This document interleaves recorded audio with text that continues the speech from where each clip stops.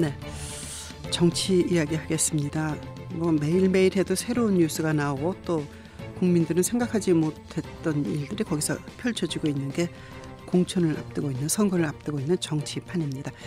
여야 모두 공천 인사 지역들이 하나하나 이제 벗겨지면서 갈등이 완전히 수면 위로 떠오르고 있습니다. 고용신 한양대학교 특임 교수입니다. 안녕하십니까? 네, 안녕하세요. 어디 얘기부터 시작할까요? 어느 당 얘기부터요? 네. 뭐 새누리당이든 더불어민주당이든 국민의당이든 서로 얽히고 설켜가지고 어느 쪽 얘기도 사정이 비슷합니다. 그렇죠. 새누리당이 뭐 집권 여당이니까 이쪽 얘기부터 시작할까요? 최고위원회 열었네요. 그래가지고 이한구 공관위원장의 파워를 보여준 장면이 어제 연출됐죠. 그렇습니다. 뭐 그저께 금요일 날이죠. 네. 최고위원회에서 장석준, 네. 경북 구미여로고, 네. 조경태, 부산 사을 등, 네. 공관위에서 이렇게 일부 컷오프 시키고 단수 공천한 지역에 대해서 어제 최고위원회를 열어서 통과를 시켰는데요. 네. 당초는 김무성 대표가 상황식 공천을 주장했기 때문에 이런 이한구 위원장의 이런 컷오프가 상황식 공천과 배치되고 또 일부 지역에서는 그런 공천의 원칙이라든가 기준 이런 것이 명확하니 제시되지 않고 단수 추천 내지는 컷오프가 됐기 때문에 이런 또 반발이 상당히 일어나고 있거든요. 그래서 그렇죠. 최고위원회에서 뭔가 좀 논란이 있지 않겠느냐 이렇게 얘기가 나왔었는데 어제 예상외로 뭐 순조롭게 처리가 됐습니다. 네, 순조롭게 처리됐다는 그 말씀 속에는 김무성 대표의 힘이 빠졌다. 이한구 의원 쪽으로 힘이 옮겨갔다. 이렇게 봐도 되는 거죠. 그렇죠. 어떻게 보면 김무성 대표 상황식 공천이 상당히 힘을 잃었다고 볼 수밖에 없는 상황이고 특히 더불어민주당 쪽에서 이런 뭐 쇄신 공천이랄까 물갈이 공천을 적극적으로 함으로 인해서 새누리당에서도 그런 필요성이 제기가 되고 있고 그런 부분에 대해서 당 안팎에서 공감대를 형성하고 있기 때문에 어제 일부 김무성 대표가 이의를 제기를 했습니다마는 다른 최고위원들도 이번이 공관위가 한 첫 공천인데 이 부분에 대해서 뭐 예를 들면은 거부를 한다든가 이런 경우 공천 전체에 차질을 빚을 수도 있고 또 공관위의 독립성이라든가 이런 부분에도 저해가 되기 때문에 그대로 통과시키자. 대다수 최고위원들이 그러기 때문에 뭐 김무성 대표도 다른 방법이 없지 않습니까? 그리고 뭐 완전국민공천제는 이제 시간상으로도 벌써 되지 않는 시점에 다다른 것 같긴 해요. 그러니까 경선을 하려도 지금 그렇죠. 시간이 너무 촉박하거든요. 선거가 지금 어떻게 보면 코앞에 있는 그런 상황 속에서 전국의 그 많은 253개나 되는 지역들에 대해서 일일이 경선을 하는 것도 물리적으로 어려울 뿐만 아니라 특히 그 당원들 그 유령당원이 너무 많아가지고 이런 이 당원들을 상대로 한 그런 그 일부 경선 그러니까 30% 당원 경선을 할 경우 여러 가지 문제가 제기될 수 있다는 것들이 끊임없이 나왔기 때문에 이런 그런 경선을 고집하기는 좀 어려운 상황이에요. 그렇죠. 자, 더불어민주당 전략공천 6곳 단수 추천하고 확정 발표했고 또 이제 김진표, 표창원, 김부겸 등 15명 공천 확정 발표했어요. 김종인 대표의 작품이다 이렇게 봐야 될까요? 뭐 김종인 대표께서 지난번 20% 컷오프는 사실상 문재인 전 대표 때 만들어놓은 그 공천 룰에 따라서 공천이 된 거고요. 이번에 김종인 대표가 어떻게 보면 첫 공천을 했다고 볼 수가 있는데 일단 뭐 다른 부분 9명의 그런 단수 공천이라든가 이런 부분에 있어서는 그 지역에 그 후보를 능가할 만한 뭐 예비 후보라든가 경쟁자가 없었기 때문에 그렇게 확정을 한 것 같은데 문제는 6명 아닙니까? 새로 전략 공천을 한 부분. 그중에서 5명은 문재인 대표 때 신주민사 영입으로 들어온 분들을 수도권의 전략 공천을 대부분 했습니다. 그분들 중에 일부는 호남이라든가 이런 쪽에 공천하지 않겠느냐 했는데 결국 더불어민주당으로서는 승부를 봐야 할 곳이 수도권이다. 네. 여기가 지금 112개에서 이번에 10개가 늘어가고 122개 지역이 돼서 수도권이요. 전체 그렇죠. 지역구 과반을 거의 육박하는 그런 그 숫자를 점하고 있기 때문에 네. 어떻게든 경쟁력 있는 후보들을 수도권에 네. 배치할 수밖에 없고 그러나 결과적으로 보면 네. 아직 김종인 측의 그런 네네. 공천은 아직 나오지 않았다. 예. 말하자면 문재인 대표가 영입한 사람들을 공천했을 뿐이지 네네. 우리 뭐 당이라든가 일반 국민들이 기대하고 있는 과연 김종인 대표가 그동안 말썽이 됐고 문제가 됐던 친노 핵심들 네네.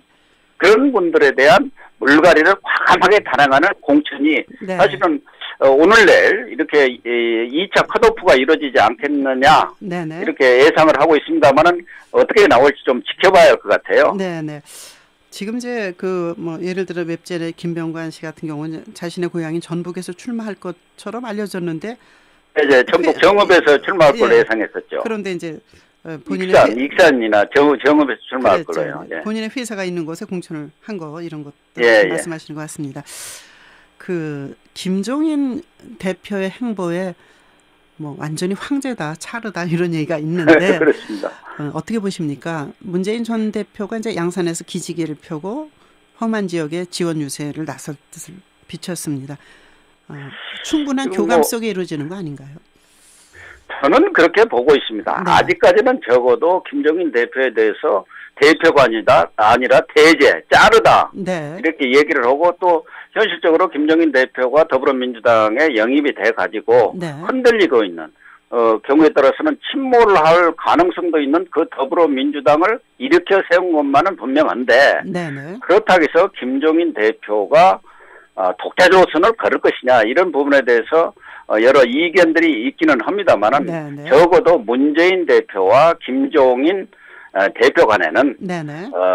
뭐 충분한 교감 위에서 교감 또 그것을 구체적으로 뭐 서로 네. 논의를 하지 않는다라도 하더라도 네. 이심전심으로 이렇게 서로 공생 관계를 유지하면서 전략을 네. 말하자면 펼치고 있다 이렇게 저는 생각을 하고 있습니다만 그러나 네네. 최근에 김종인 대표 행보를 볼 때 네. 단순히 뭐 문재인 대표나 친노 대리인 차원을 넘어서 네네. 본인도 내가 원포인트 정치하기 위해서 들어온 건 아니다. 그렇죠. 그러니까 총선 네. 이후까지를 겨냥하면서 네. 이런 정치 행보를 하고 있다는 그런 느낌들을 많은 사람들이 갖고 있으면서 네. 과연 총선 이후 김종인 대표 위상이 어떻게 될 건가 네. 또 문재인 전 대표의 관계도 지금과 같이 그대로 끌어갈 건지 아니면은 김종인 대표가 경우에 따라서는 요즘 뭐 대권 후보로 나가도 되지 글쎄요. 않느냐는 얘기까지 나오고 있습니다만은 네네. 뭐 그렇게는 하지는 않겠지만 상당한 파워를 가지고 네네. 이렇게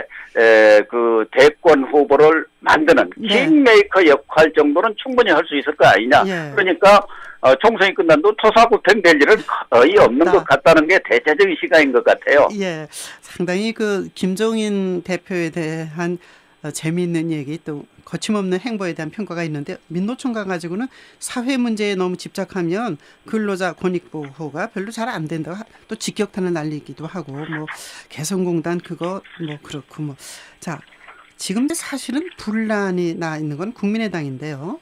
국민의당은 지금 김한길 공동선대위원장 한두 달 전에 그렇게 멋진 수사를 하고 당을 떠나더니 이번엔 또 국민과 나라와 역사를 생각해야 된다고 그러는데 이건 어떻게 봐야 돼요?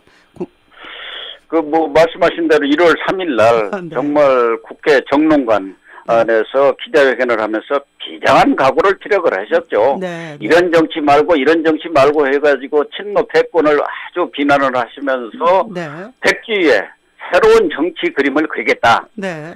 거대 양당의 절대적 공생관계를 깨고 네. 제3정당을 만들어서 국민의 희망을 주는 정치를 하겠다 이렇게 하고 나오셨는데 네. 어쨌든 초반에 그 기세 등등하던 안철수 지지율이 확 꺾이고 네. 국민의당이 비세로 들어가면서 사실은 김한길 의원이 그 자기 지역구가 네. 매우 어려운 상황에 있는 것은 사실이지만 네. 어쨌든 당론으로 이미 그 더불어민주당과의 통합 불가를 네. 이렇게 선언한 마당에 김한길 김한길 의원께서 지역구 사정에도 불구하고 네. 경험과 경륜을 충분히 갖추신 분이 이렇게 당론과 배치하면서 네. 안철수 대표와 이렇게 대립각을 세우고 있는데 네. 어쨌든 뭐 수도권이 국민의당이 어렵기 때문에 네. 네. 뭔가 통합은 가지 못한다 하더라도 네.